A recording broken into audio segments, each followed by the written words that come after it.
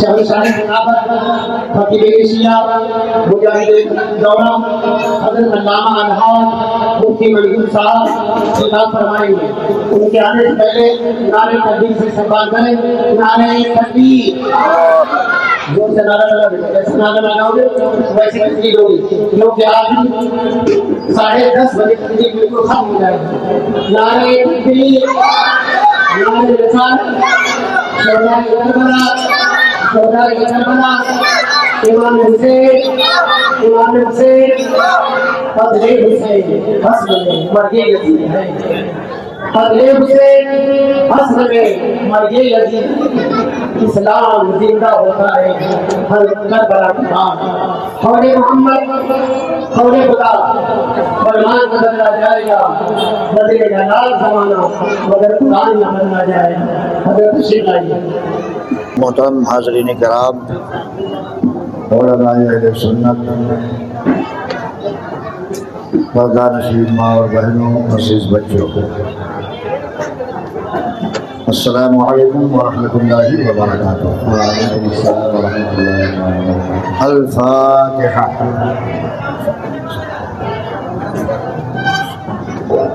مخزن لطف و عطا بحر خدا امداد کن, صاحب صدق و صفا مشکل کشا امداد کن.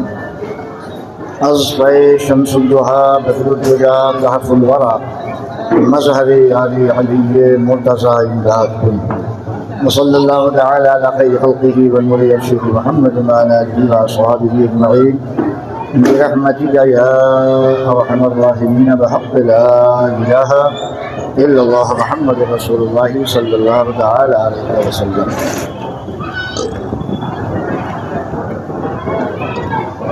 الحمدللہ الحمدللہ الذی لا ضد لہ ولا ند لہ ولا شریک لہ, والصلاة والسلام على النبي الذي لا مثل له ولا مثال له ولا نظير له, وعلى آله الطاهرين وصحبه الطيبين من لا يتبعهم فلا نجاة ولا نصير له.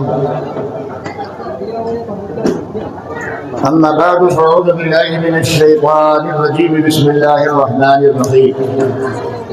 لقد خلقنا الإنسان في أحسن تقويم. صدق الله العظيم وصدق رسوله النبي الأمين الكريم.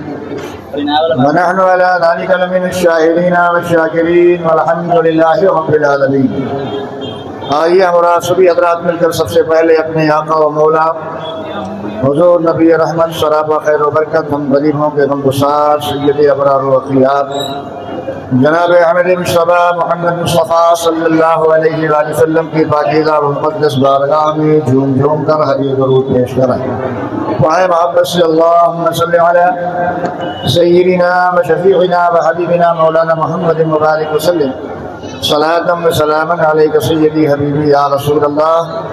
صلاة و سلاما علیک یا نبی اللہ. نبی اور آل نبی پر محبت سے ایک بار اور وہ ہے بابا سے ملن.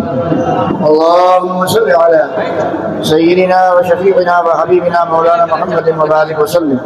صلاة و سلاما علیک سیدی حبیبی یا رسول اللہ. صلاة و سلاما علیک یا نبی اللہ صلی اللہ تعالی علیہ وسلم. لائق صد مبارکباد ہے آپ سبھی احباب.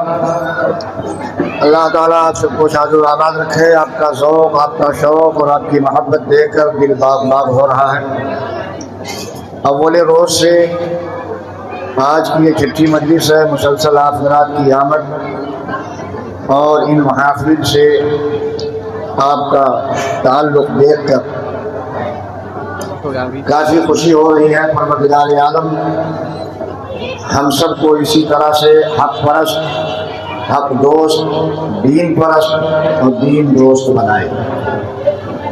میں دیکھ رہا ہوں مسلسل حضرات سننے کے ماحول میں ہے اور فقیر بھی سنانے والوں ہی میں سے ہے. بس تھوڑا سا مسئلہ وقت کا آتا ہے. جو میرا اپنا مزاج رہا ہے 2 گھنٹہ 2.5 گھنٹہ بولنے کا, اسی مناسبت سے میں آپ کے یہاں شروع ہوا ہوں. لیکن وقت کی تنگی کی بنیاد پر ایک دن کا مضمون پورا کرنے میں مجھے 2 دن لگ رہا ہے۔ ابھی مکمل داستان کربلا بھی آپ کو سماعت کرنی ہے۔ 10 روزہ مجالس کا آدھا حصہ گزر گیا اور آج سے ہم دوسرے آدھے میں داخل ہو رہے ہیں۔ پروردگار عالم جل تبارک و تعالیٰ کہی ہوئی باتوں پہ ہم سب کو عمل کی توفیق عطا فرمائے۔ آنے والی گفتگو میں بھی پروردگار عالم اس فقیر کو حق کہنے، آپ حضرات کو حق سننے اور سن کر اس پہ عمل کی توفیق عطا فرمائے۔ میں کوشش کروں گا کہ زیادہ سے زیادہ مضمون آپ تک پہنچ پائے، لیکن اگر وقت مانے رہا تو پھر کبھی موقع ملا آپ نے یاد کیا تو آپ کے درمیان انشاءاللہ تفصیلی گفتگو ہوگی۔ اب بغیر کسی دیر خال کے مزید طول ٹال دیے ہوئے آپ جڑ جائیے اپنی پچھلی گفتگو سے۔ کل جہاں میں نے چھوڑا تھا وہیں سے آغاز کر رہا ہوں۔ ایک بار اور درود پاک پڑھ لے، اللہم صلی علی سیدنا و شفیعنا حبیبنا مولانا محمد مبارک وسلم، صلاۃ و سلاما علیک سیدی حبیبی یا رسول اللہ، صلاۃ و سلاما علیک یا نبی اللہ صلی اللہ تعالی علیہ وسلم۔ کل کی گفتگو میں آپ حضرات نے سماعت کیا تھا کہ پروردگار عالم جل تبارک و تعالیٰ نے ترکیب آدم علیہ السلام، جس میں جسد خاکی اور روح انسانی، ساتھ ہی ساتھ نور محمدی کو جمع فرمایا، ملائکہ سے سجدہ کروایا، جنت میں داخلہ دیا، اور پھر خلقت کا سلسلہ اللہ نے آگے بڑھاتے ہوئے جناب آدم علیہ نبینا علیہ السلام اور جناب حوا رضی اللہ تعالی عنہا کو اس خاندان گیتی میں مبعوث فرمایا۔ جناب آدم علیہ نبینا علیہ السلام آپ کے اسی مقام ہندوستان کا ایک علاقہ سرندیپ ہے جسے سری لنکا کہا جاتا ہے، وہاں مبعوث فرمایا، اور جناب حوا رضی اللہ تعالی عنہا کو جدہ کی پاک سرزمین پر اتارا۔ دونوں ایک دوسرے کے فراق میں رہے، آخرکار پروردگار عالم جل تبارک و تعالیٰ نے دونوں کی ملاقات مقام عرفات میں کروائی، جہاں اس وقت جبل رحمت ہے۔ حجاج کرام اور عمرہ کرنے والے معتمرین جب جاتے ہیں اس پاک دیار میں، اللہ آپ سب کو حج کرائے، اللہ آپ سب کو عمرے کی توفیق عطا فرمائے۔ میں اپنی گفتگو میں کہا کرتا ہوں، جس نے مکہ اور مدینہ نہیں دیکھا کچھ نہیں دیکھا۔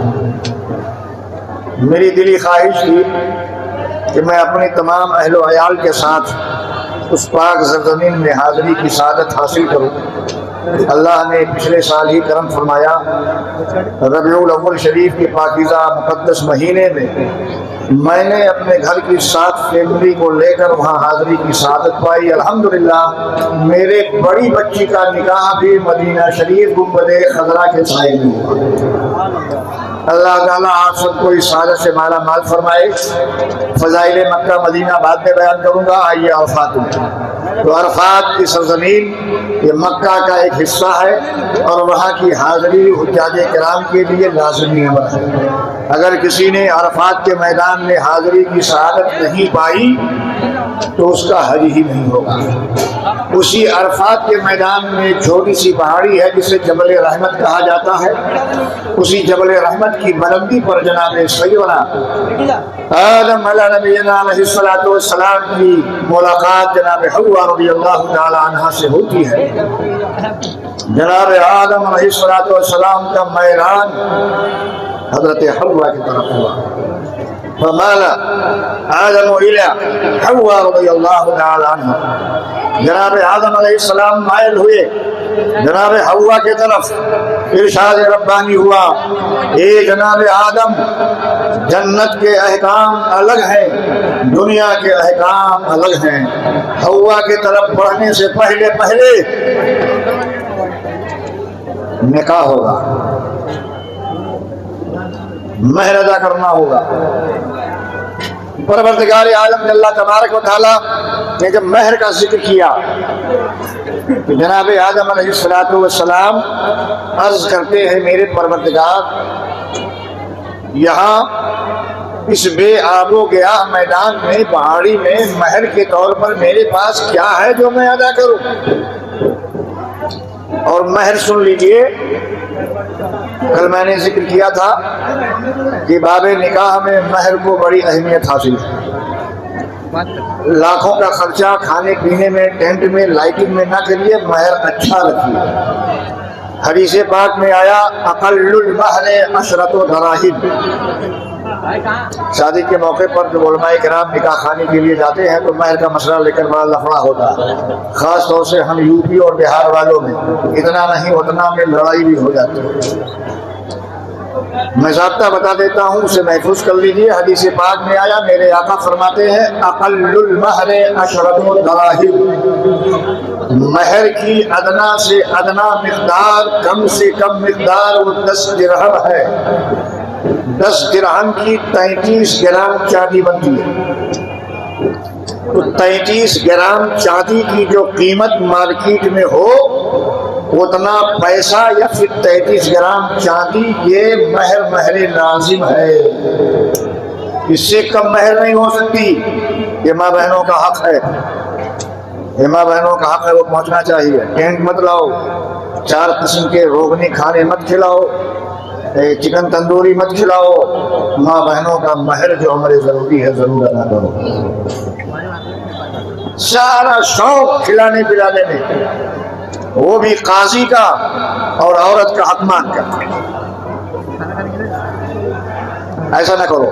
اقل المہر عشرۃ دراہم، مہر کی ادنا مقدار 10 درہم ہے، اور 10 درہم بنتا ہے 33 گرام چاندی۔ 33 گرام چاندی دے دو یا 33 گرام چاندی کی قیمت دے دو، اس سے کم مہر نہیں ہونا چاہیے۔ یہ اقل مہر، زیادتی کی کوئی حد نہیں۔ جتنا زیادہ دینا چاہو، 10,000، 20,000، 50,000، 1 لاکھ، 2 لاکھ، 1 کروڑ، 2 کروڑ، زیادتی کی کوئی حد نہیں۔ حد لزیادتی، مہر کے زیادتی کی کوئی حد نہیں۔ کم کی مقدار بتا دی گئی ہے 10 درہم۔ 10 درہم سے کم مہر نہیں ہونا چاہیے۔ تو جناب سیدنا آدم علیہ السلام سے پروردگار عالم نے ارشاد فرمایا، اے جناب آدم، جنت کے احکام الگ ہیں اور دنیا کے احکام الگ ہیں۔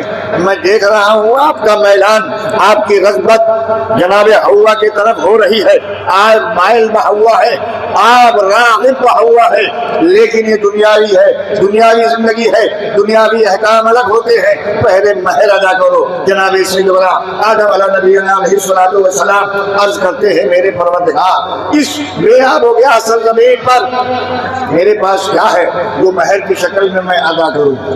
اب آؤ، اب آؤ۔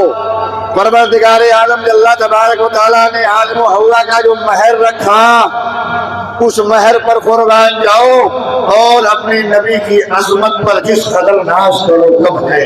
جناب جناب آدم علیہ السلام کو پروردگار عالم ارشاد فرماتا ہے، میں جانتا ہوں آدم تیرے پاس کچھ نہیں، مگر زبان تو میں نے دی ہے، زبان تو میں نے دی ہے، اسی زبان کو حرکت دینا ہے۔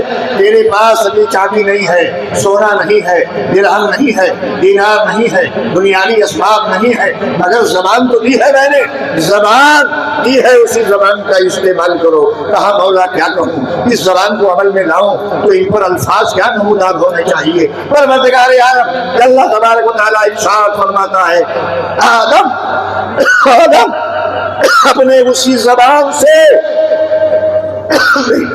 میرے آخری محبوب دانائے غیوب جناب محمد رسول اللہ جناب آدم علیہ السلام سے جب نے فرمایا، میں نے تمہیں زبان دی ہے، یہاں تمہارے پاس درہم و دینار نہیں اور دوسری چیزیں نہیں، زبان دی ہے، اپنی زبان کو حرکت دو اور سنو۔ تمہارے ہی ذریت سے، تمہارے ہی نطفے سے، تمہارے ہی پشت سے میں ایک ذات کو ایک خاص موقع پر مبعوث کروں گا، وہ میرا حبیب ہوگا، وہ میرا حبیب ہوگا۔ تم میرے صفی ہو، وہ میرا حبیب ہوگا، اور اسی حبیب کو میں نے اپنا محبوب بنایا ہے۔ اسی کے وجہ سے تو کائنات کی رچنا کی ہے۔ وہ نہ ہوتا تو تمہیں بھی نہ بناتا، وہ نہ ہوتا تو آسمان کا سیانہ نہ تانتا، وہ نہ ہوتا تو زمین کو وجود نہ دیتا، وہ نہ ہوتا تو چاند کی چاندنی نہ ہوتی، وہ نہ ہوتا تو جنت نہ ہوتی، وہ نہ ہوتا تو سورج اور کہکشاں کا وجود نہ ہوتا، وہ نہ ہوتا تو گلشن کی بہاریں نہ ہوتی، وہ نہ ہوتا تو فضاؤں میں رہنائی نہ ہوتی۔ اسی کے وجہ سے میں نے کائنات کی رچنا کی ہے۔ وہ میرا آخری محبوب ہے جس کا نام نامی اس نے گرامی میں نے محمد رکھا ہے۔ اسی محمد پر میرے محبوب پر 10 بار درود بھیج دو۔ پیسہ نہیں ہے نہ صحیح روپیہ نہیں ہے نہ صحیح تمہارے پاس درہم و دینار نہیں ہے نہ صحیح، میرے محبوب پر 10 بار درود خوانی کر دو۔ اسی درود کا صدقہ ہے کہ تمہاری قربت اور تمہارا تعلق جناب حوا سے قائم ہو جائے گا، اور تم حوا کے لیے جائز ہو جاؤ گی۔ حوا رضی اللہ تعالی عنہا تمہارے لیے جائز ہو جائیں گی۔ درود سے بغاوت کرنے والوں، درود نہ ہوتا اگر وہ حوا کا نکاح نہ ہوتا تم آتے کہاں سے؟ درودوں سے چڑھنے والوں، درود و سلام سے بھاگنے والوں، قیام ما سلام یا سلام ما قیام سے روگردانی کرنے والوں، سلام کے لیے اپنی ٹانگیں سہلانے والوں، سلام سے منہ موڑنے والوں، درود سے روگردانی کرنے والوں، تاریخ پڑھو، اپنے وجود کا پتہ لگاؤ۔ یہ درود نبی نہ ہوتا تمہارا وجود نہ ہوتا، نبی پر درود نہ بھیجا گیا ہوتا، جناب آدم حوا کے قریب نہ ہوتے، قربت نہ ہوتی، دونوں کا ملاپ نہ ہوتا، دونوں کا ملاپ نہ ہوتا تو تم پیدا کیسے ہوتے؟ پتا چلا کہ صدقہ ہے نبی رحمت جناب محمد رسول اللہ صلی اللہ علیہ وسلم پر درود خوانی کا۔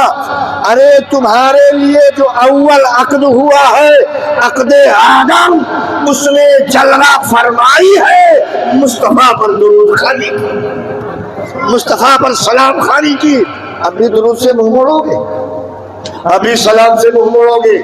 جب درود کی دعوت دی جائے تو کھل کر درود پڑھو، اپنے وجود کی تاریخ کو یاد کر لیا کرو۔ جب دعوت سلام دیا جائے تو سلام سے منہ موڑ کر مت بھاگو، اور یاد کر لو اپنے وجود کی تاریخ کو۔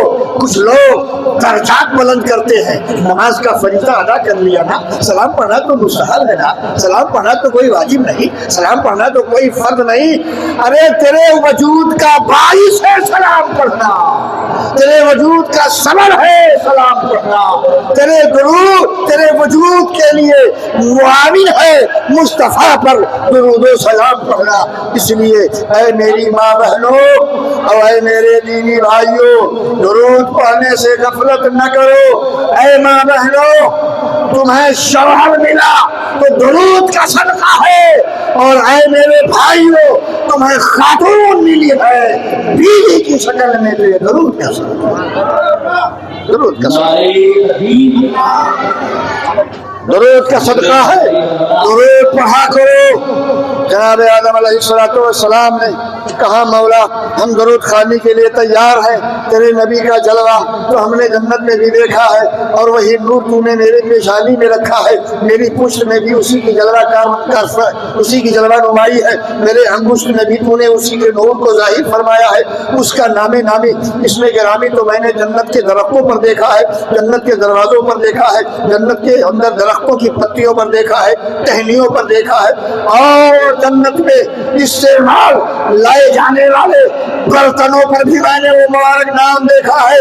کیوں نہیں؟ اسی کا صدقہ ہے، اسی کا جلوہ تیری جنت میں ہے۔ میں ضرور درود پڑھوں گا۔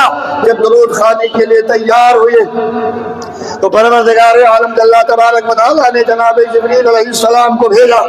جناب جبریل علیہ السلام تشریف لائے اور حکم ربی ہوا اے جناب جبریل جاؤ میرے طرف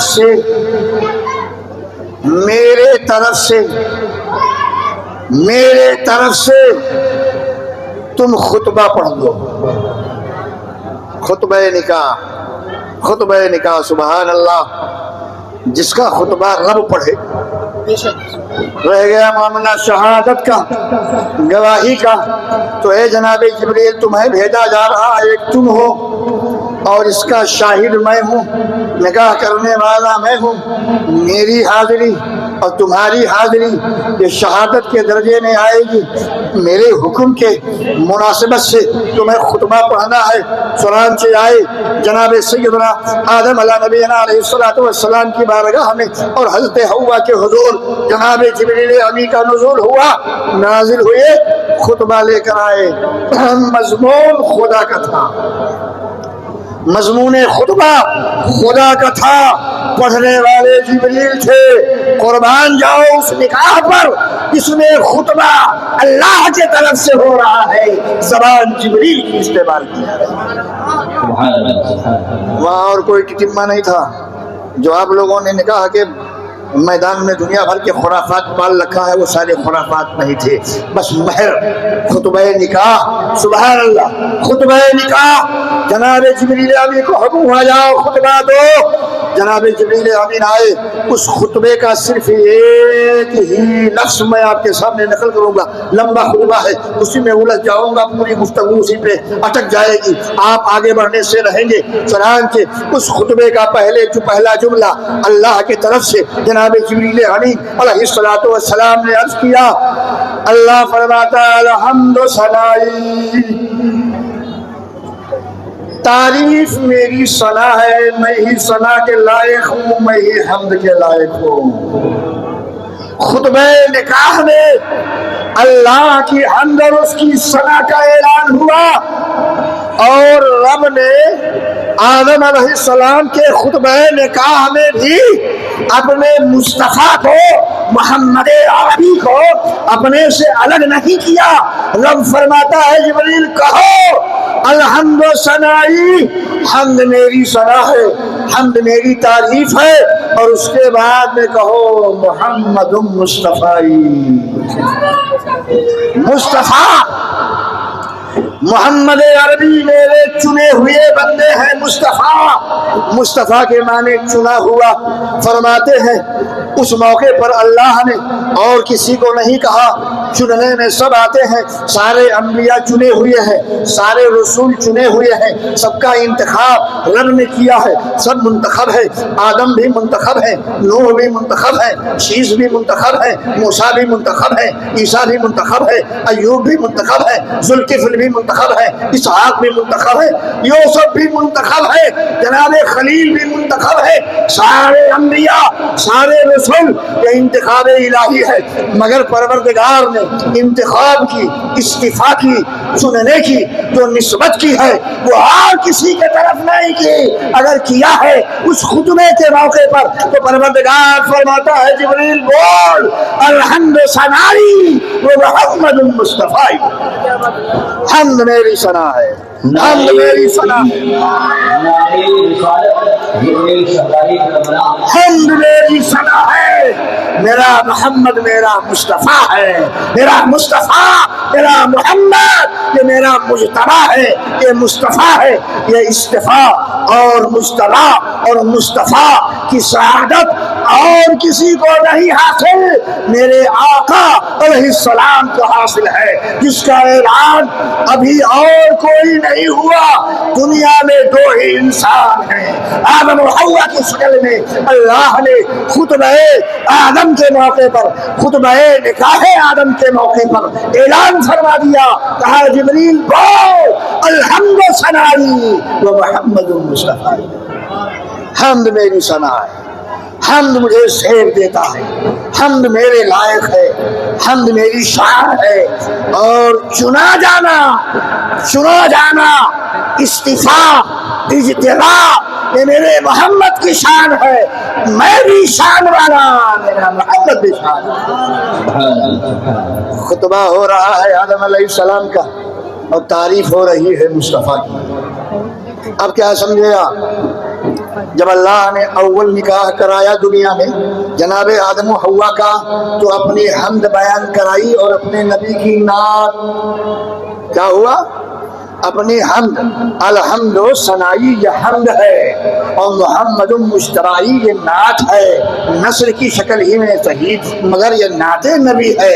نعت ہونے کے لیے، تعریف ہونے کے لیے اشعار کا ہونا ضروری نہیں، الفاظ کا ہونا ضروری ہے، نعتیہ الفاظ کا ہونا ضروری ہے۔ اللہ نے نکاح آدم کے موقع پر اپنے حمد کی مجلس قائم کر دی اور اپنے محبوب کے نعت کی مجلس قائم کر دی۔ تم لوگ ناچ گانا کرتے ہو، ڈھول بجواتے ہو، ڈی جے بجواتے ہو، الٹے سیدھی حرکتیں کرتے ہو، اگر کرنا ہی ہے تو سنت الہیہ کو اپناؤ، اللہ کے حمد کی مجلس شادیوں میں قائم کیا کرو، مصطفیٰ کے نعت کی مجلس سے قائم کیا کرو، مصطفیٰ کے نعت کا اہتمام کیا کرو۔ چھوڑو، بہت بجا لیا، بہت بجا کے بڑی عیاری مکاری کر لی، بہت منمانی کر لی، لیکن آج تک شعور و آگہی پانے کے باوجود عروج و ارتقاء تمہیں حاصل نہ ہو سکا۔ چھوڑو ان خرافاتوں کو، آ جاؤ اس کی طرف جو اللہ اس کے رسول کی رضا والا کام ہے۔ اللہ نکاح آدم میں اپنے تعریف کی مجلس خطبے کی شکل میں، اپنے نبی کے نعت کی مجلس خطبے میں ان دونوں کا اہتمام کروا رہا ہے۔ اللہ ہمیں آپ کو نکاح جیسی مقدس تقریبات میں حمد الہی بجا لانے کی توفیق عطا فرمائے اور نعت مصطفیٰ کی مجلسیں قائم کرنے کی توفیق عطا فرمائے۔ نعت کی اور حمد کی آپ نے تاریخ سن لی، یہ پہلے دو انسان دنیا میں ہیں جب سے خدا کی حمد کی مجلس اور مصطفیٰ کے نعت کی مجلس قائم ہے۔ اسے نیا نہ سمجھو، کچھ دنیا دار ہوتے ہیں، کچھ دنیا دار آزاد طبیعت، اور تھوڑا سا جب روپیہ اور پیسہ آ جاتا ہے نا تب اور زیادہ دماغ، بالغ کہوں کہ نابالغ کہوں، دماغ اور ان کا نابالغ ہو جاتا ہے۔ کہتے ہیں سب مولویوں کے جھمیلے ہیں، نعت کے مجلس کی بات کرو، حمد الہی کے مجلس کی بات کرو تو کہتے ہیں مولویوں کے جھمیلے۔ ارے مولویوں کے جھمیلے نہیں ہیں، یہ سنت الہیہ ہے، سنت الہیہ ہے۔ حمد کے لیے اللہ نے جبریل کا انتخاب فرمایا، جبریل کا انتخاب فرمایا۔ نعت کے لیے کس کا انتخاب؟ جناب جبریل کا انتخاب فرمایا۔ سنو، انسانی وجود کے بعد ایک بات اور دے دوں آپ کو، انسانی وجود کے بعد آدم و حوا کے دنیا میں اتارے جانے کے بعد جناب جبریل کی جو پہلی آمد ہو رہی ہے وہ مقام عرفات پہ جبل رحمت کی چوٹی پر وہاں آئے، تو وہاں آنے کے بعد انسانی وجود کے سامنے سب سے پہلا کام عمل میں آیا ہے تو وہ حمد الہی ہے، نعت مصطفیٰ، حمد الہی ہے، نعت مصطفیٰ ہے۔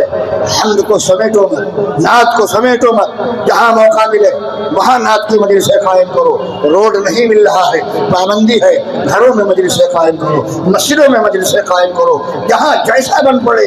آج تکلیف کیا ہے جانتے ہیں آپ؟ ہمارے یو پی بہار میں، آپ بھی یو پی بہاری کے ہوں گے، گھر گھر میں میلاد ہوتا ہے، ختنہ ہو تو میلاد، عقیقہ ہو تو میلاد، شادی ہو تو میلاد، تیجا، دسواں، 20واں، 40واں ہو تو میلاد، ہر موقع پر میلاد ہوتا ہے۔ یہاں بمبئی میں آنے کے بعد میں آپ لوگوں نے قرآن خوانی کی ریت ڈال دی ہے، ٹھیک ہے، قرآن عظیم کتاب ہے، اللہ کا مقدس کلام ہے، مگر پورا قرآن پڑھ دیا جاتا ہے آپ کے گھر میں، ایک لفظ کا بھی معنی آپ کے سمجھ میں نہیں آتا، لیکن میلاد شریف اگر آپ قائم کرتے تو آیت ایک ہی پڑھی جاتی، 10 دن کی باتیں آپ کو معلوم ہو جاتی۔ ثواب تو ملتا ہے قرآن پڑھنے سے، ثواب سے انکار نہیں ہے، مگر معلومات کے حوالے سے آپ کوڑے کے کوڑے رہتے ہو۔ اس لیے میرے بھائیوں، گھروں میں قرآن خوانی بھی کرو اور میلاد خوانی بھی کرو، تاکہ دین کا فروغ ہو، دین آگے بڑھے۔ غیر مسلک والے تو دروازہ پیٹ پیٹ کر دین کی باتیں سنا رہے ہیں، دروازہ پیٹ پیٹ کے دین کی باتیں سنا رہے ہیں، تم نے اپنے گھروں سے میلاد نکال دیا۔ کمی تمہاری ہے، کمی ہماری ہے، ہم نے میلاد گھروں سے نکال دیا، وہ آ کے دروازہ پیٹ کے دین کی بات سناتے ہیں اور دین کی وہی 5 باتیں سناتے ہیں۔ اللہ جانے وہ 5 باتیں کب پوری ہوں گی، جب سے پیدا ہوئے 5 باتیں سن لو، دین کی 5 باتیں سن لو، ان کے پاس 5 ہی ہے تو اور کیا سنائیں گے۔ یہاں علم کا خزانہ اہل سنت کے پاس ہے، علم کا خزانہ اہل سنت کے پاس ہے، حمد کا خزانہ اہل سنت کے پاس ہے، آئید ہے نعت نبی کا خزانہ اہل سنت کے پاس ہے۔ میلاد کی مجلسیں قائم کیا کرو، میلاد سے برکت ہوتی ہے، یہ میلاد ہو رہی ہے، حمد الہی ہو رہی ہے، نعت نبی ہو رہی ہے۔ پڑھ دیا جناب جبریل نے الحمد ثنائی و محمد مصطفی، ثنا میری حمد ہے اور محمد میرا مصطفیٰ۔ اور اب اسی ایک جملے پر جب کبھی موقع ملے گا خطبے کے دوسرے الفاظ پر گفتگو ہو جائے گی۔ چلو، عقد آدم ہو گیا، نکاح آدم ہو گیا، اب آدم علیہ السلام حضرت حوا کے قریب ہوئے، دونوں کا ازدواجی رشتہ قائم ہو گیا دنیاوی لحاظ سے۔ اب دونوں میں اختلاط ہوا، اللہ تبارک و تعالیٰ نے اب اس کائنات کو انسانی دنیا دینا چاہا، اس کائنات کو انسان سے بسانا چاہا، تو اللہ نے کچھ ایسا نظام بنایا کہ حضرت حوا رضی اللہ تعالیٰ عنہ جب انہیں حمل ہوتا تو جوڑا ہوتا، ایک لڑکا ایک لڑکی، ایک لڑکا ایک لڑکی، ایک لڑکا ایک لڑکی، 7 پیدا ہوتے۔ کبھی بھی حمل میں ایک کوئی نہیں پیدا ہوا کہ خالی لڑکا پیدا ہوا یا صرف لڑکی پیدا ہوئی، دونوں کو بھیجا، دونوں کو بھیجا، ایک لڑکا آیا ایک لڑکی ساتھ آئی، تاکہ یہاں دنیا کا جھگڑا ہی ختم ہو جائے کہ لڑکی کہے پہلے میں ہوں، لڑکا کہے پہلے میں ہوں۔ یہ بھی لفڑا چل رہا ہے، یہ بھی اس طرح کا بھی لفڑا شروع ہو جاتا، کوئی ایک دوسرے پر نہیں، ارے آنے میں ماں بہنیں بھی مقدم ہیں، آنے میں آپ بھی مقدم ہو، دونوں ساتھ ساتھ آئے ہو، ساتھ ساتھ جاؤ گے تو ساتھ ساتھ رہنا کیوں نہیں پسند کرتے؟ تم الگ منہ چڑھا کر کے زندگی گزارتے ہو عقد کے بعد، اور وہ الگ منہ چڑھا کر کے زندگی گزارتی ہے۔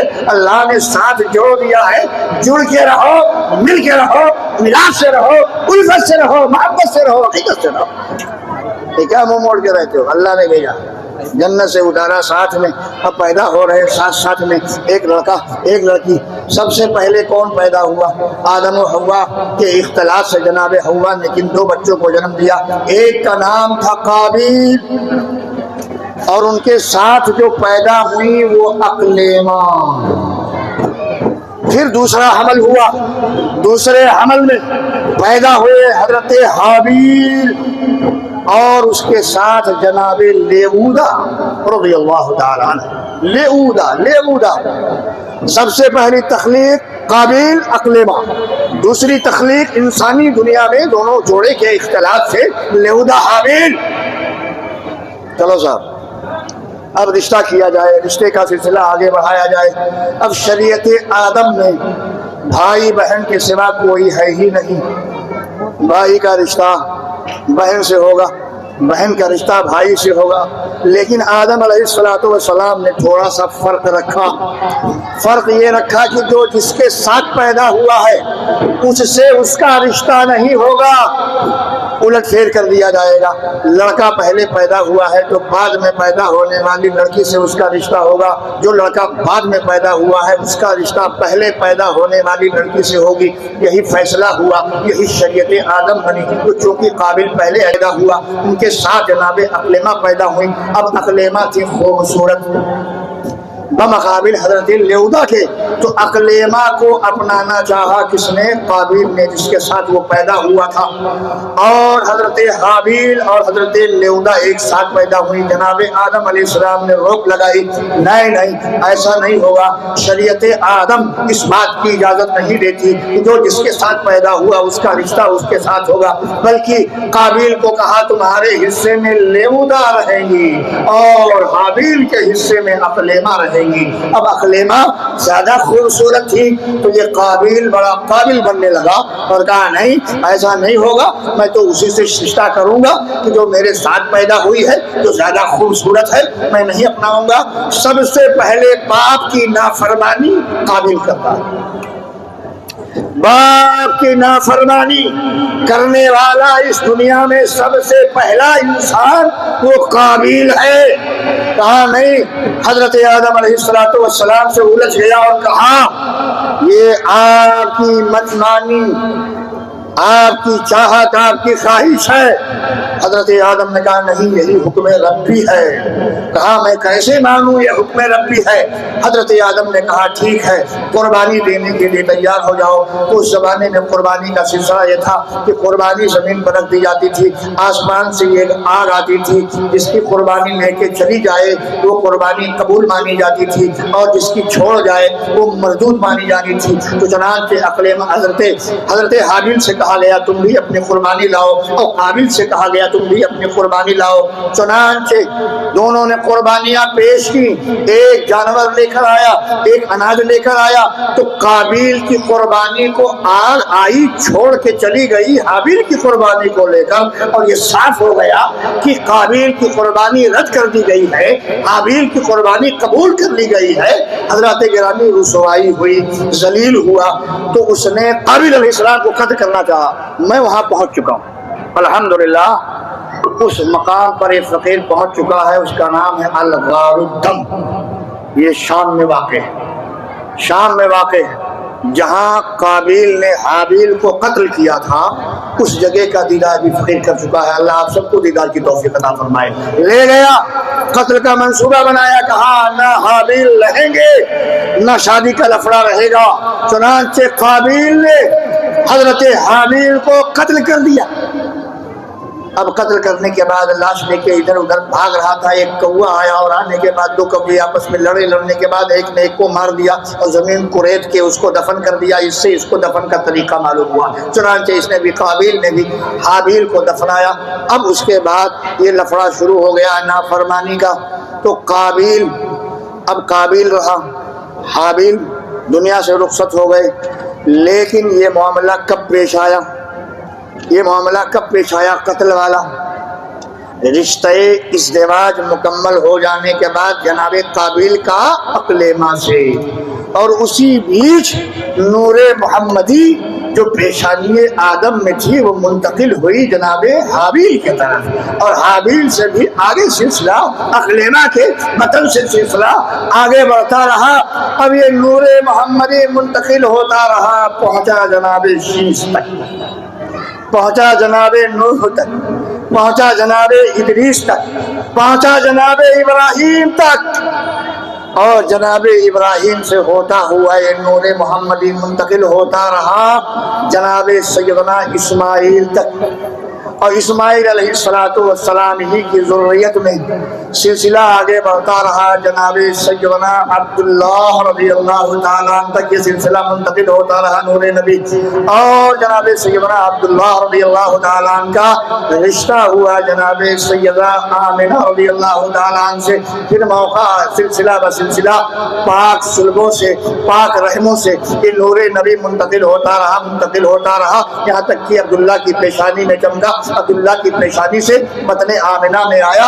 اور جب 12 ربیع الاول شریف کی تاریخ آئی تو 12 ربیع الاول شریف کی تاریخ میں صبح سحر کے وقت، جسے ہم اور آپ اذان فجر کا پہلا وقت کہتے ہیں، اذان فجر سے پہلے، وقت فجر کے آغاز سے پہلے وقت سحر، جناب محمد رسول اللہ صلی اللہ علیہ وسلم جو نور نبی بن کر منتقل ہوتے رہے آئے. اور جب ولادت کا وقت آیا تو وہی جبریل علیہ السلام کو بھیجا، جناب جبریل کو بھیجا ہے. جناب جبریل آدم علیہ السلام کی پیشانی میں بن کر چمک رہے تھے، منتقل ہوئے جناب ہوا. سلسلہ یہ آگے بڑھتا رہا سلسلہ. اب آئے ہو بطن آمنہ میں اب آپ کے ظہور کا وقت آیا ہے. جناب سرکار سیدنا جبریل علیہ السلام بوقت سحر 12 ربیع الاول کی تاریخ میں فرشتوں کی خدمت کو لے کر آئے آمنہ کی بارگاہ میں. اور وہاں کھڑے ہو کر کیا کہتے ہیں؟ اظہر یا رحمت للعالمین، اظہر یا سید المرسلین. المرسلین اظہر یا خیر البریہ اظہر یا شفیع المذنبین اظہر یا قائد غر المحجلین۔ پاکیزہ نعرہ لگاتے رہے، مطلب یہ اے گنہگاروں کے شفیع ظاہر ہو جائیے، اے رسولوں کے سردار ظاہر ہو جائیے، اے سارے عالم کے لیے رحمت بے کرا ظاہر ہو جائیے، اے گنہگاروں کی شفاعت کرنے والے ظاہر ہو جائیے، اے قیامت کے روز پنج تن کے چمکنے والوں کی سرداری کرنے والے ظاہر ہو جائیے، اے قائد جنت ظاہر ہو جائیے، اے انیس بے کساں ظاہر ہو جائیے، اے سید الرسول ظاہر ہو جائیے، اے سرور کونین ظاہر ہو جائیے۔ ادھر عرضی جناب جبریل امین فرشتوں کی موجودگی میں کر ہی رہے تھے اظہار یا رسول اللہ، اظہار یا نبی اللہ، اظہار یا حبیب اللہ، اظہار یا نور من نور اللہ۔ تو راوی حدیث کہتے ہیں ادھر اظہر اظہر اظہر کا نعرہ بلند ہوتا رہا، فظہر رسول اللہ صلی اللہ علیہ وسلم، اللہ کے رسول ظاہر ہو گئے۔ اسی ظہور کو ولادت محمدی کہا۔ آقا ظاہر ہو گئے، آقا ظاہر ہو گئے، آقا تشریف لے آئے، اور آقا کائنات صلی اللہ علیہ وآلہ وسلم اس خاکدان گیتی میں 63 سالہ زندگی آپ نے گزاری۔ تقریباً 9 یا 11 خاتون کو اپنے عقد پاک میں داخل فرما کر انہیں ام المومنین ہونے کا شرف عطا فرمایا، اور انہی تمام امہات المومنین میں ایک نام آتا ہے حضرت خدیجہ رضی اللہ تعالیٰ عنہ کا۔ حضرت خدیجہ رضی اللہ تعالیٰ عنہ کے بطن پاک سے پیدا ہوئی فاطمہ، حضرت خدیجہ کے بطن پاک سے پیدا ہوتی ہیں حضرت فاطمہ بنت رسول، اور اسی نیک خاتون کا فاطمہ زہرا سبحان اللہ طیبہ طاہرہ زاہدہ عابدہ، مصطفیٰ کا نور عین، مصطفیٰ کے دل کا سکون، فاطمہ کتنی مقدس فاطمہ ہے، اللہ اکبر۔ فاطمہ ایک بار شادی کے رخصتی کے بعد نبی کی بارگاہ میں آئی، نبی سے ملنے کے لیے، ابا سے ملنے کے لیے۔ جس قدر احترام کیا ہے مصطفیٰ نے بیٹی کا، اے لوگوں بیٹیوں کا قدر کرنا سیکھو۔ جناب فاطمہ آئی، اللہ کے رسول نے دیکھا اچانک فاطمہ آ گئی ہے، کھڑے ہو گئے، کلام فرمایا، کہا اللہ اکبر، فاطمہ تم آئی ہو؟ کہا ہاں ابا حضور ملنے آئی ہوں۔ آقا علیہ السلام جو ساری کائنات کے سردار ہیں، فرشتوں کے سردار ہیں، نبیوں کے سردار ہیں، رسولوں کے سردار ہیں، سید الکل ہے، سید العالم ہے، سید العالمین ہے، کل کائنات کی سرداری، چاہے وہ دنیاوی مخلوق ہو، عرشی مخلوق ہو، فرشی مخلوق ہو، آج کی ہو، کل کی ہو، آنے والی مخلوق، قیامت تک اول سے لے کر آخر تک کل مخلوقات کی سرداری اللہ نے اپنے محبوب کو عطا فرمائی۔ وہ سردار کائنات کھڑا ہو جاتا ہے اور اپنی کملی کو بچھا دیتا ہے زمین پر، فاطمہ ننگی زمین پر نہ بیٹھنا، یہ میری کملی آدھی رہی۔ عزت کرنا سیکھو، بیٹیوں کو ڈانٹنے والوں عزت کرنا سیکھو، بیٹیوں کو ڈانٹنے والوں عزت کرنا سیکھو، بیویوں پر ظلم و زیادتی کرنے والوں بیٹیوں کی عزت کرنا سیکھو۔ یہ میرا نبی ہے، فاطمہ آئی ہے علی کے گھر سے، اور آقا نے بچھا دیا چادر، فاطمہ ننگی زمین پر نہ بیٹھنا، یہ میری کملی ہے۔ کون سی کملی؟ جو ساری امت کا سہارا بننے والی۔ کیسا سہارا؟ کیسا سہارا؟ وسعتیں دی ہے خدا نے دامن محبوب کو، وسعتیں دی ہے خدا نے دامن محبوب کو، جرم کھلتے جائیں گے وہ چھپاتے جائیں گے۔ کل بروز قیامت مجرم کو کہیں پناہ نہیں ملے گی، مصطفیٰ کی کملی، مصطفیٰ کی چادر میں پناہ ملے گی۔ وہ کل عالم کو پناہ دینے والی کملی بچھ جاتی ہے فاطمہ کے لیے۔ فاطمہ بیٹھ، وہی فاطمہ خدیجہ کے بطن سے پیدا ہوتے ہیں، اور آقا فرماتے ہیں فاطمہ، فاطمہ کے بارے میں ایسا ویسا خیال نہ کرنا، الفاطمہ بضعۃ منی، من احبها فقد احبني ومن ابغضها فقد ابغضني. فاطمہ میرے بدن کا حصہ ہے. جس نے اس سے محبت کی مجھ سے محبت کی, جس نے اسے خیز دلایا مجھے خیز دلایا. فاطمہ آقا علیہ الصلوۃ والسلام کے رشتے پاک میں جناب ماں خدیجہ آتی ہیں.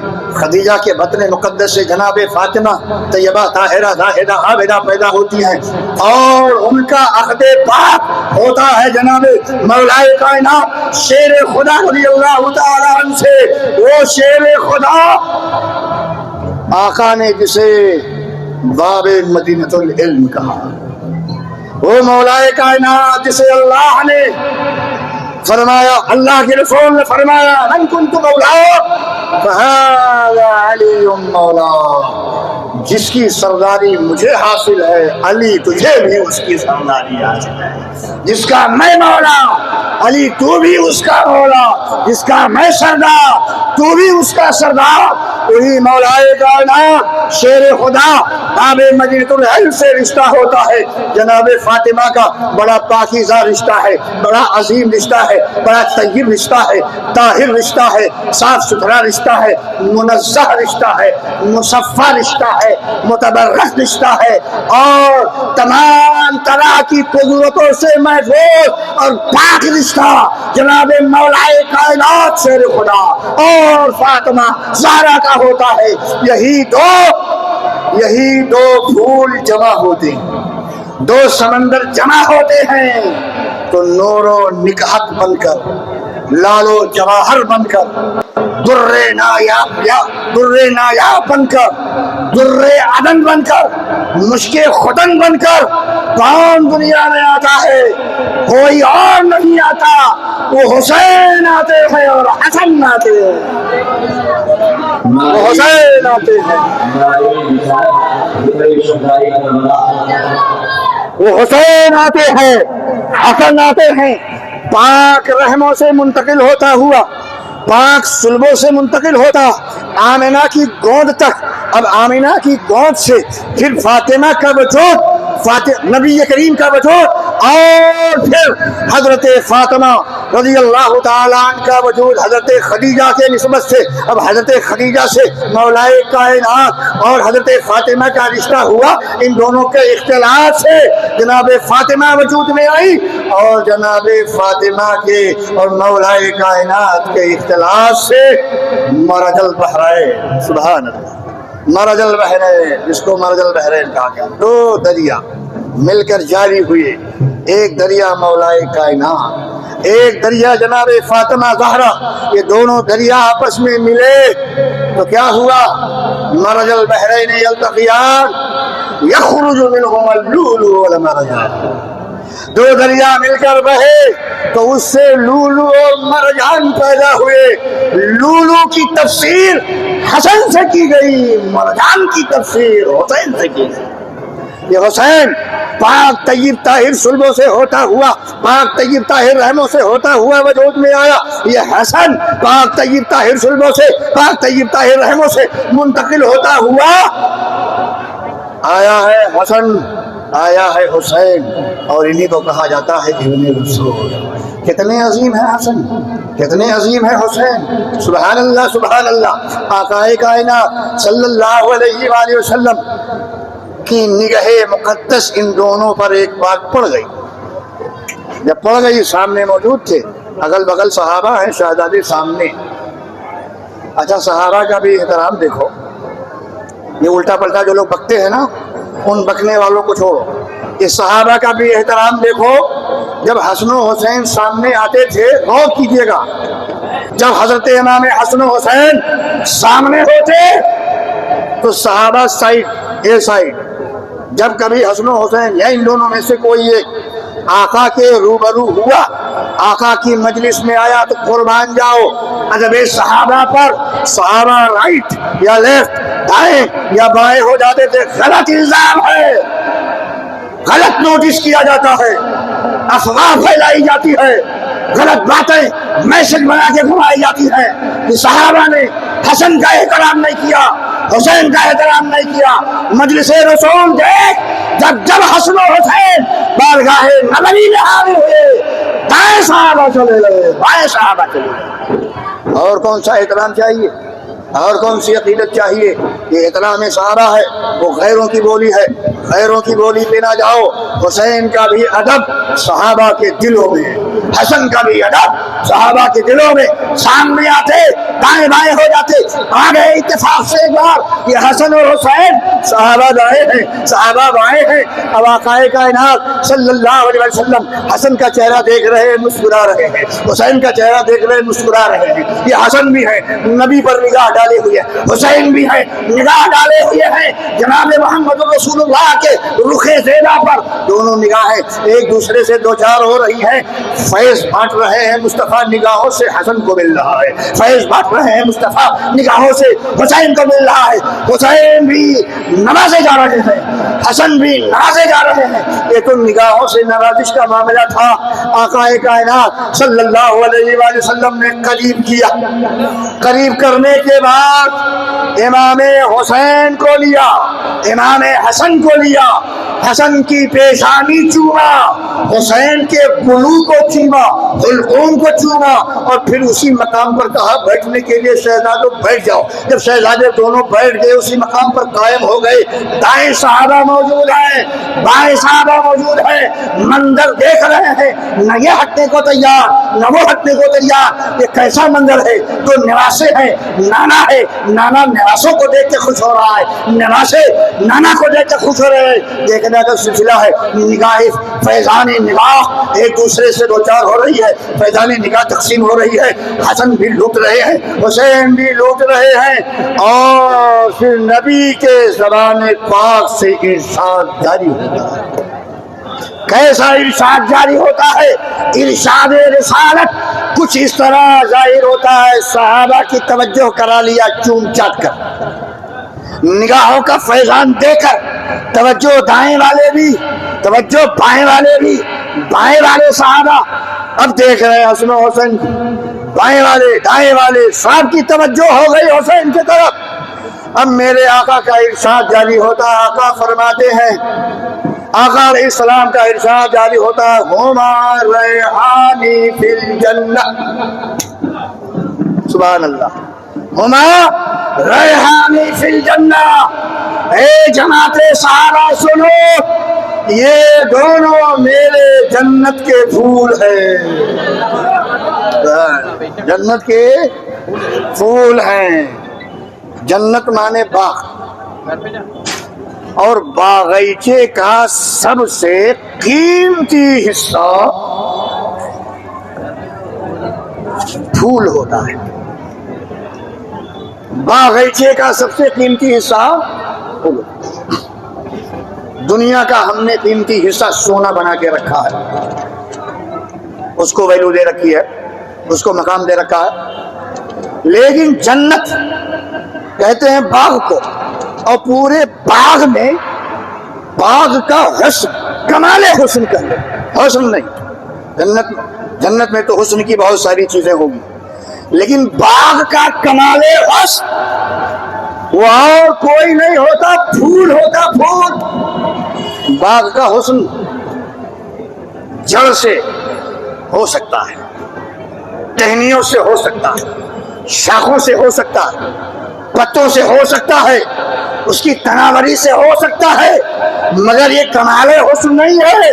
وہ باغ کیسا جس میں پھول نہ کھلا ہو، وہ باغ کیسا جس میں پھول کا وجود نہ ہو، تو یہ جنت ہے، جنت۔ اور جنت کہتے ہیں باغ کو، اور باغ کا کمال حسن وہ پھول ہوتا ہے۔ مصطفیٰ زمین پر بیٹھے بیٹھے، مسجد نبوی میں بیٹھے بیٹھے، مدینے میں بیٹھے بیٹھے، جنت کا جو کمال حسن ہے اسی لفظ سے حسین کو یاد کر لیا، حسن کو یاد کر لیا، اور فرمایا عمر ریحانی فی الجنہ، یہ میرا حسن ہے، جنت کا پھول ہے، یہ میرا حسین ہے، جنت کا پھول ہے۔ اللہ ان دونوں پھول کو سلامت رکھے، ان کا فیضان جاری رکھے، ان کی عنایتوں سے ہم سب کو مالا مال فرمائے۔ اب کل کی گفتگو میں نے آپ کو پہنچا دیا خلقت والا سلسلہ اس باب محرم میں، بیانات محرم میں۔ ایک بات اور رہ جاتی ہے ولایت کی اور خلافت کی، کل انشاءاللہ ولایت اور خلافت دونوں میں سمیٹوں گا، تشریف لانے کی کوشش کیجیے۔ وآخر دعوانا ان الحمد للہ رب العالمین۔